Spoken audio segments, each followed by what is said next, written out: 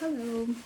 I'm wanting to provide another mental health update because it is totally relevant.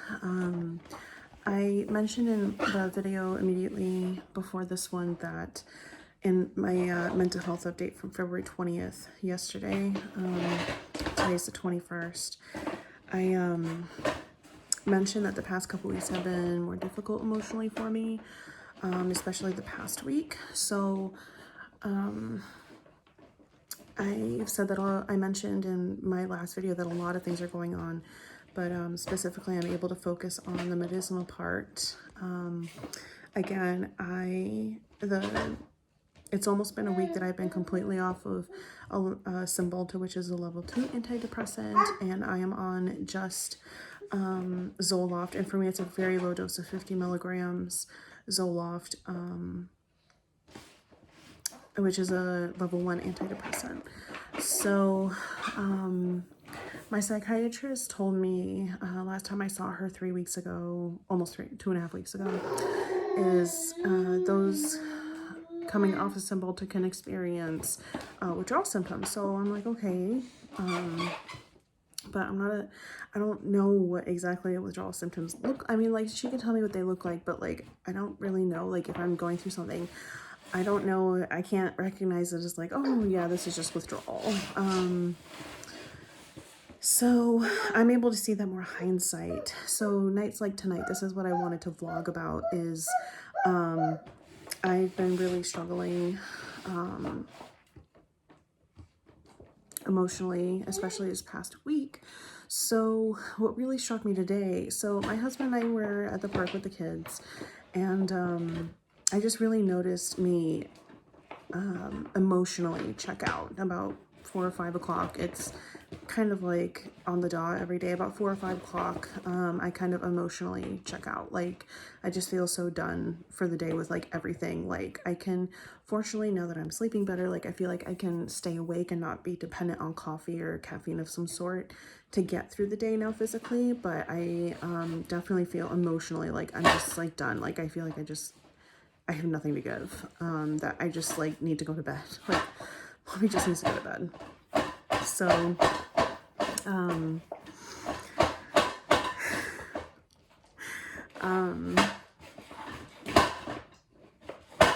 okay, bud. Yeah.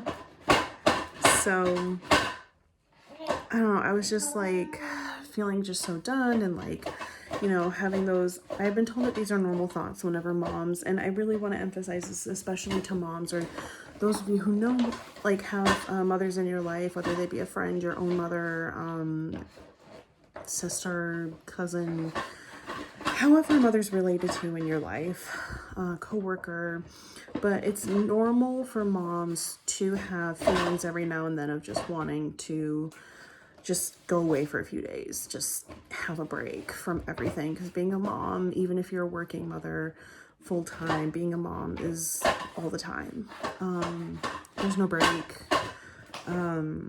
So for me, especially as a stay-at-home mom right now of the 4 kids,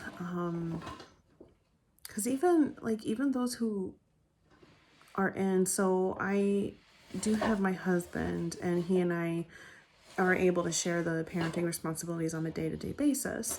But even then, like, the default, like, when things come down to it, it's mom that makes sure that it's me who makes sure that everything like is taken care of and the kids are taken care of, and like practically like the day-to-day stuff. So it's just exhausting.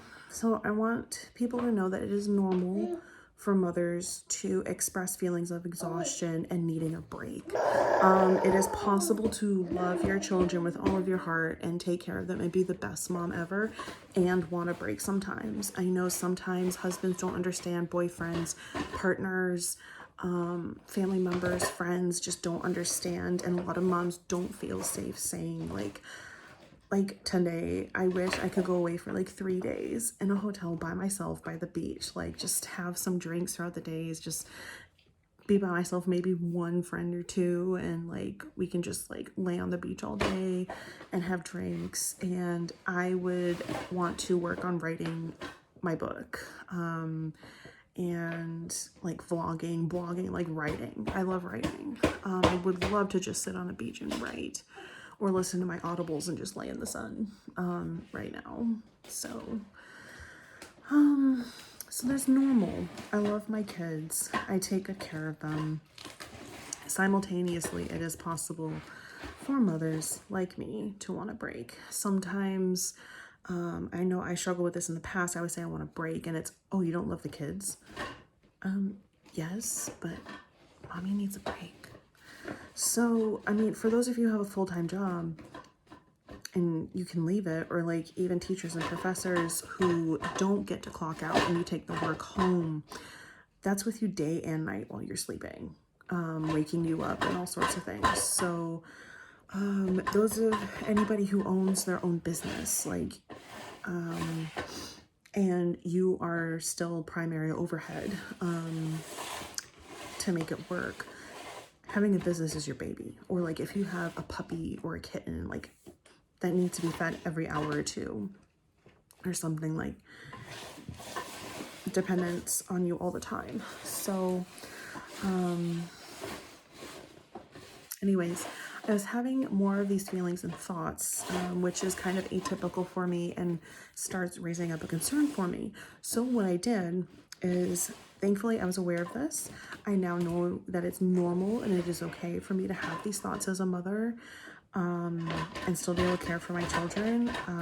Even like tonight, I knew that the dog needed a walk. So I took her for a walk, and I came back in and told my husband, like, I need to go to bed. So like, let's work on getting the kids to bed. So that's what we did. He's got the first three, and unfortunately, Mr. Baby is wide awake still. So here we are. So fortunately, I'll just go to sleep once he gets a little more tired. So I was able to communicate what I needed. I came back from the walk and told my husband, like, I need to go to sleep. Let's get the kids to bed. And so we worked on getting the kids to bed.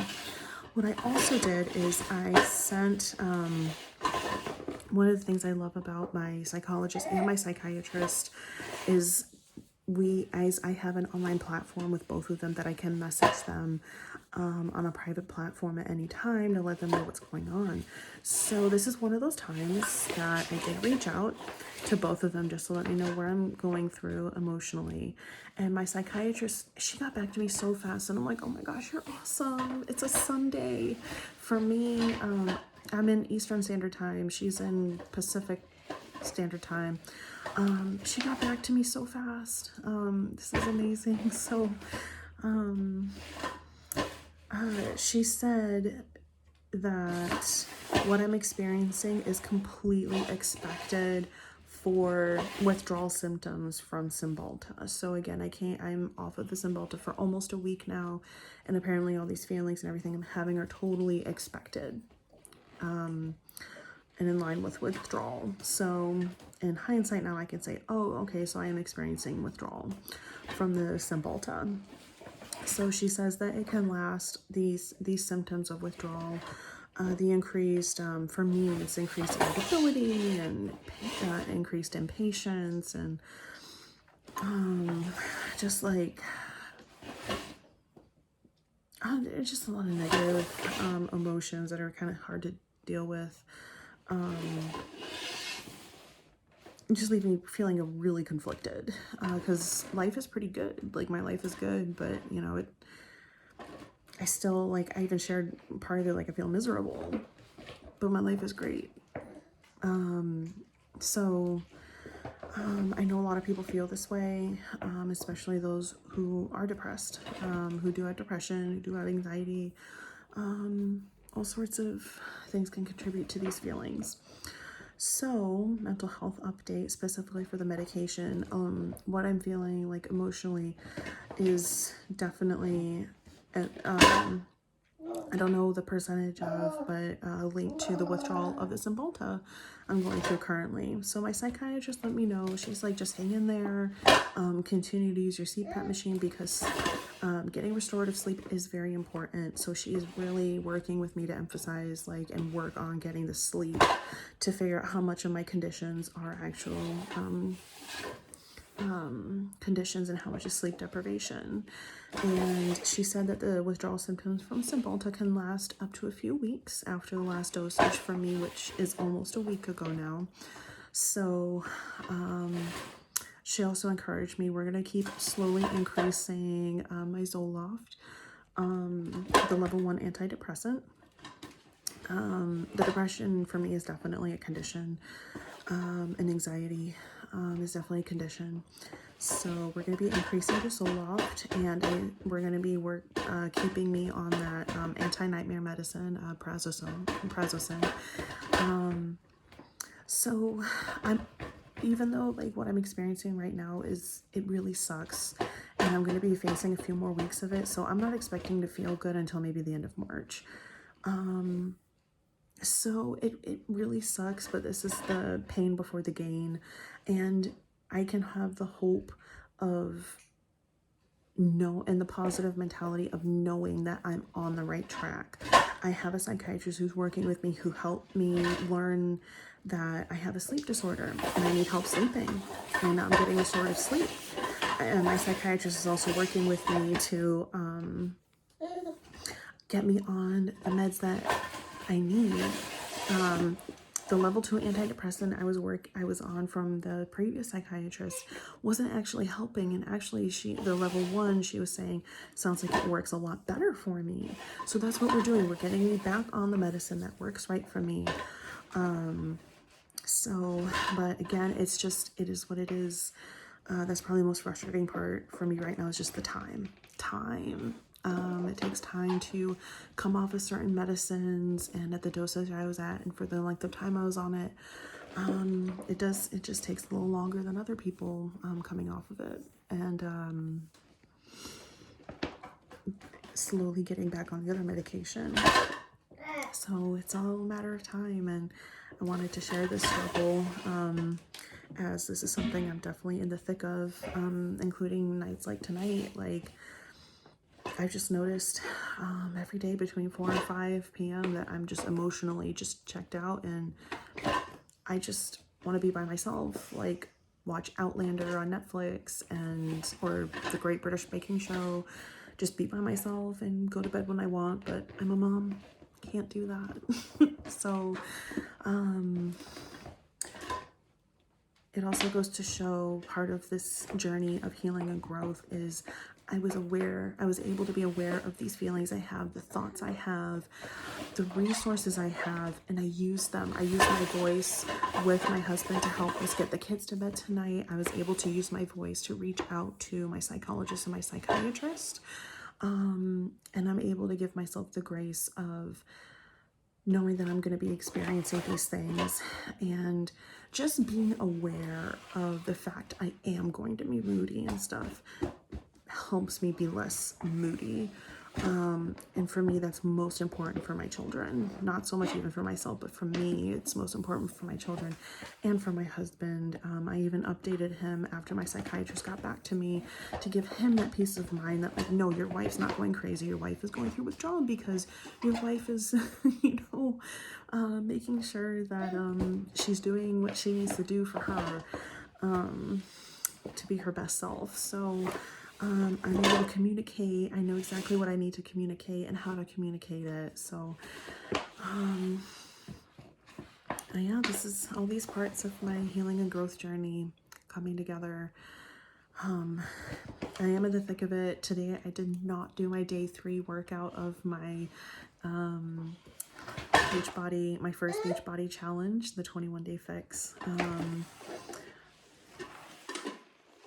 Went to the park with the kids and took the dog for a walk, but I did not get to do that day 3 today. I'll do it tomorrow for sure when I'm feeling better. So that goes to show, and I want to emphasize that sometimes, like, when we're not feeling emotionally well, sometimes we do need to just rest.